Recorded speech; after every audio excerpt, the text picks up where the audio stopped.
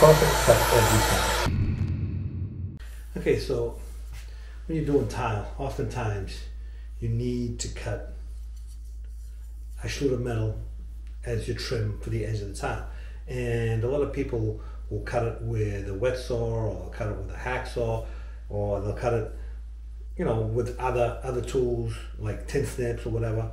And you can do okay if it's just a straight cut, but if you're going to do a miter, they don't work that well. So the easiest and best way to cut these metals cleanly and get a perfect edge is to use a chop saw.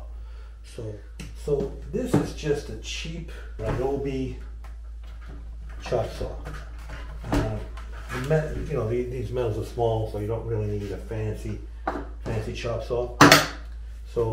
But what's important is you need to get, this is a Diablo Non-Ferrous cutting blade. This is very important to use. This is very important to use one of these.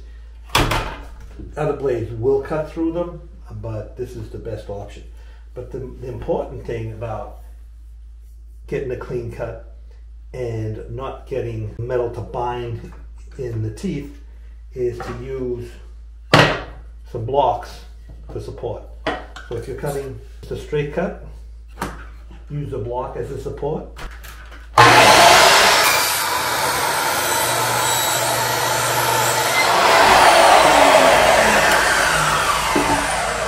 And that will give you a clean cut every time. Sometimes you got to do a miter, you can use 2 blocks of wood.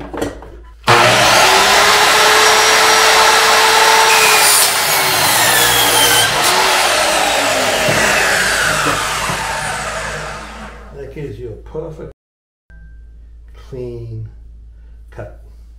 So use a chop saw and some blocks of wood to give you the perfect cut every time.